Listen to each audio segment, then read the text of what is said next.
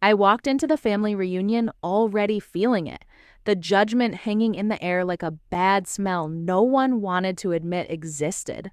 Smiles tightened the moment I stepped inside. Conversations dipped into whispers. I could feel eyes tracking me, measuring me, deciding my worth before I even spoke. As I reached the dining table, chairs scraped awkwardly. The room went quiet in that unnatural way that only happens when people are waiting for a show. I took my seat slowly, my back straight, my face calm, even though my stomach was already knotted. Then my uncle laughed. Loud, deliberate.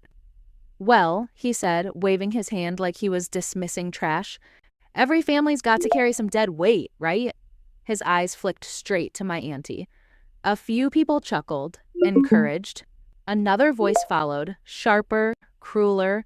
"Let's just say it," someone said, laughing like they were being brave. "She's a financial burden, always has been." The word burden hit the table harder than any fist could have. Laughter followed it, light and careless, as if they hadn't just crushed a human being into a label. I felt heat surge up my neck, into my face, my ears burning as every single person turned to look at us. They weren't just watching, they were waiting for shame, for tears, for proof that they were right. My auntie didn't say a word. She lowered her gaze slowly, like she had practiced this moment her whole life. Her hands trembled just slightly as she held her glass, knuckles pale, fingers tight, as if letting go would expose too much. A cousin leaned back in his chair, smirking. "Come on," he said, counting on his fingers. "No big house, no luxury vacations, no fancy lifestyle. Let's not pretend." Each word landed like a slap. They stacked our lives into bullet points and called it truth. The humiliation spread across the table, open and unapologetic. It wasn't accidental. It wasn't awkward. It was intentional. They wanted everyone to hear it. They wanted it to sting. Laughter bounced off the walls, but all I could hear was my own heartbeat pounding in my ears, loud and violent, like it was trying to warn me that something inside me was about to snap. That was the moment. The exact second something broke open in my chest. I understood then, fully, clearly, that they believed silence was weakness. That dignity looked like defeat to people who had never earned it, that my auntie's quiet endurance had been mistaken for worthlessness. I looked at her, still silent, still composed, still absorbing cruelty with the grace they didn't deserve. And I made a decision so firm it felt physical. This would be the last time. The very last time they spoke about her like this. I remember exactly who raised me after my parents died. Not the relatives who talk the loudest now. Not the ones who judge from comfortable chairs. It was my auntie, the woman they call a burden today, who quietly picked up the pieces of a life that wasn't hers to fix. She never announced her sacrifices. She just did them. She worked double shifts, sometimes back to back, coming home exhausted but still smiling so I wouldn't feel scared. While she was breaking her body for us, the same relatives who mock her now watched from a distance, whispering opinions, counting her failures instead of her hours. They promised help when everything fell apart. "We're family," they said. "Anything you need," they said. But when rent was due, when hospital bills stacked up, when school fees became impossible, those promises disappeared. Phones stopped ringing. Messages went unanswered. Silence became their contribution. I remember the nights clearly, sitting at the small kitchen table, one plate between us. She would push the food toward me and say she had already eaten. I believed her because I wanted to. I was a child. I didn't understand that hunger can sound like generosity when love is involved. Relatives didn't show up to check on us. They only appeared when they needed something, favors, signatures, money they swore they'd return. They came with smiles then. Gratitude never lasted longer than the transaction. They mocked her for not remarrying. "She's stuck," they said. "Too dependent," they laughed. as if surviving trauma was a character flaw, as if choosing stability over chaos made her small. I heard those words growing up. I absorbed them. I started believing we were lesser, that our lives mattered less because they looked quieter, smaller, poorer. My auntie never fought back, not once. She didn't raise her voice. She didn't explain herself. She taught me something deeper: dignity without defense, strength without noise. I watched her hide bills from me, folding overdue notices before I could read the numbers. I watched her smile through stress, through fear, through nights she thought I was asleep. She never asked me to repay her, never reminded me of what she gave up, never demanded loyalty or gratitude. Her pain wasn't a bargaining chip. It was a private burden she carried alone. But I carried it too. I grew up with the weight of their judgment pressing down on my chest, shaping every decision I made. Every achievement became a response. Every step forward became proof. And standing there now, in that room full of people who never lifted a finger but felt entitled to an opinion, all of that history surged back into me. That past didn't weaken me. It fueled me. And in that moment, I knew exactly what I was about to do. Back at the table, the jokes didn't fade. They sharpened. They got names, details, targets. What started as laughter turned into calculated cruelty, each word chosen to cut deeper than the last. One relative leaned forward, smiling like she was offering wisdom. "She should be grateful just to be invited," she said, nodding toward my auntie as if she were invisible. "Some people forget their place." Another voice chimed in, louder, proud of the attention. "So how do you even survive without help?" he asked openly. "I mean, bills don't pay themselves." The table went quiet again, but this time it wasn't awkward. It was expectant. Every eye landed on us, weighing, measuring, assigning value like we were numbers on a balance sheet. I could feel it, the judgment crawling across my skin. My auntie leaned slightly toward me, her voice barely audible. "Let it go," she whispered. Not because she agreed, because she had survived worse by staying silent. I noticed phones lifting, screens glowing. Someone started recording. The humiliation wasn't enough anymore. It needed witnesses, proof, entertainment. A cousin laughed and began bragging, voice booming with confidence. "Real estate's been good to me," he said. 3 properties now, all appreciating." Another interrupted, eager not to be outdone. "Stocks, crypto, long-term funds," she listed. "You've got to be smart with money." They compared bank balances like trophies, tossing numbers around as if wealth were a personality. Every brag was a reminder of what they thought we lacked. My hands curled into fists under the table, my jaw tightened. Every instinct screamed to stand up, to shout, to shatter the room with truth, but I held it in. Barely. The air felt thick, heavy. The walls seemed to press inward. The room shrank until it felt like there was no space left to breathe. And then it clicked. They didn't see people. They saw accounts. They didn't measure character, sacrifice, or loyalty. They measured worth in digits and decimals. Money equaled value in their world. I loosened my fists. If that was the language they respected, then that was the language I was about to speak. My phone vibrated softly against my palm, a small sound that felt impossibly loud to me. I didn't look down right away. I already knew what it was. I had been waiting for that vibration all night. When I finally glanced at the screen, there it was. Confirmation from the bank. One simple message. Everything ready. I took a slow breath, then looked up at the table.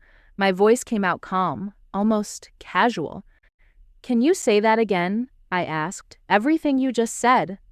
The room froze. Conversations stopped mid-breath. Forks hovered over plates. The tension thickened so suddenly, it felt like you could choke on it. I stood up slowly, chair scraping against the floor.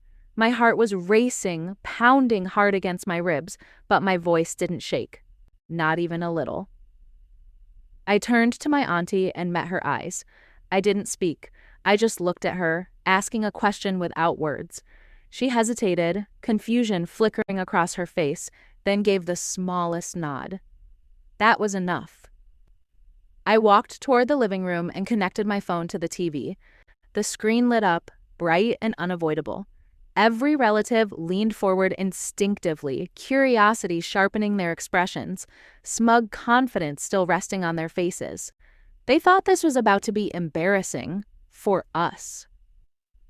I faced them again and said just one sentence. Let's talk about finances honestly. That was it.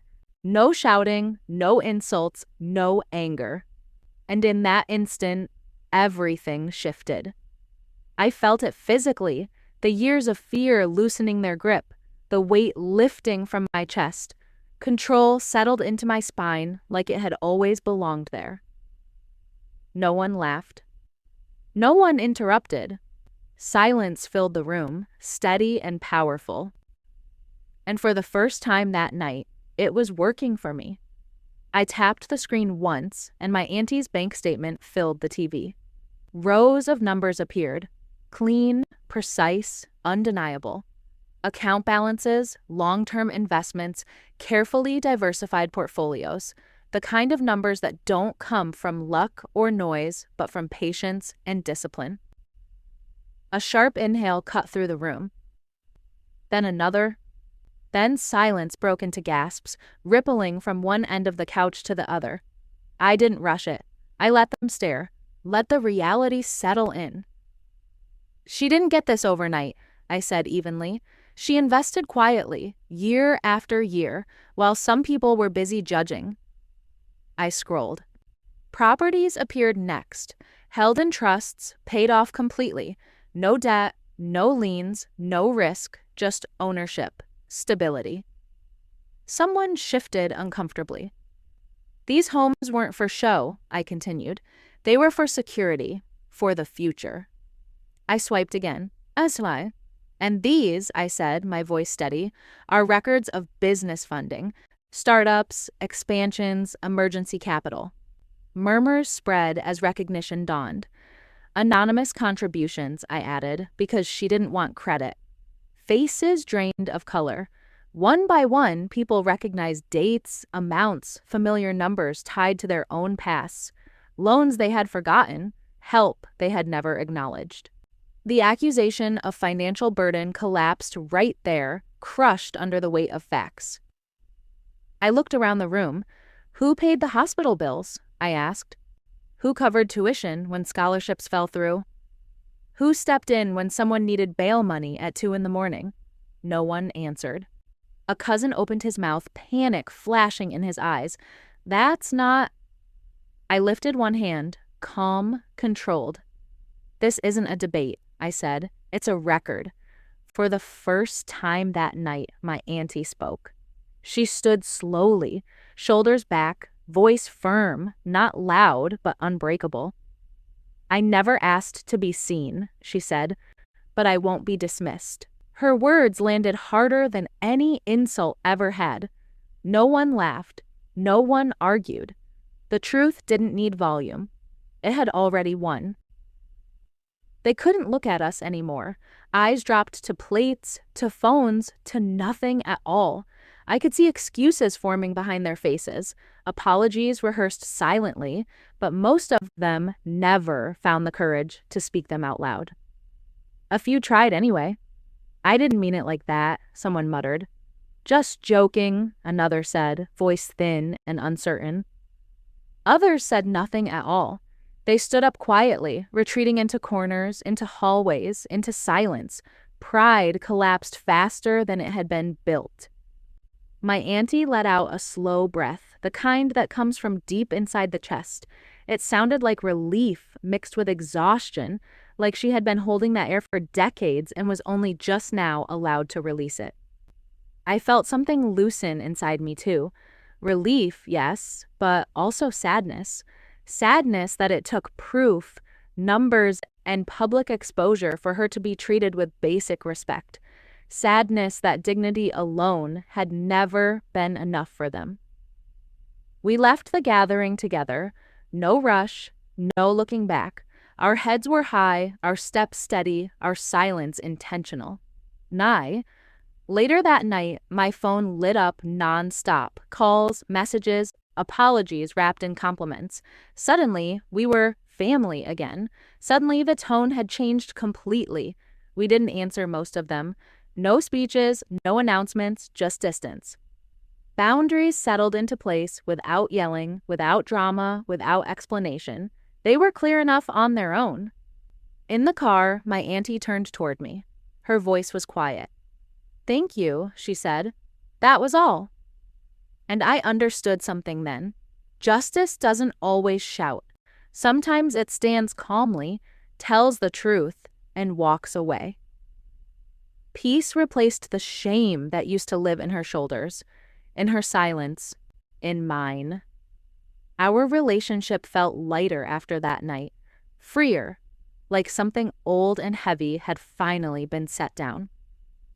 I learned that night how easily silence gets mistaken for weakness, how quickly quiet strength is dismissed by people who only respect noise. I also learned the cost of carrying dignity alone, the years it takes, the weight it leaves behind, the toll it takes on someone who never complains, never explains, and never asks to be seen. Worth isn't defined by loud success. It isn't measured by who talks the most, owns the flashiest things, or brags the hardest at a dinner table. Real value often lives in the shadows, working, sacrificing, holding things together without applause. Truth doesn't need exaggeration. It doesn't need shouting or insults. It only needs the right moment. Timing gives it power. That night reminded me why elders deserve respect, not because of age alone, but because of the unseen sacrifices they carry quietly, the battles they never broadcast, the lives they hold up without credit. Family doesn't always mean support. Sometimes it means judgment, sometimes it means entitlement, and sometimes it means learning who deserves access to you and who doesn't. Preparation beat confrontation, facts silenced insults, patience outlasted cruelty, control replaced chaos. So I ask you, think about who you underestimate. Think about the quiet ones, the ones you don't hear bragging. And ask yourself this: who quietly saved you when no one was watching? If this story felt familiar, share your own. You're not alone. Like, comment, and subscribe for more real stories like this. Because that conversation didn't just change that room, it changed everything.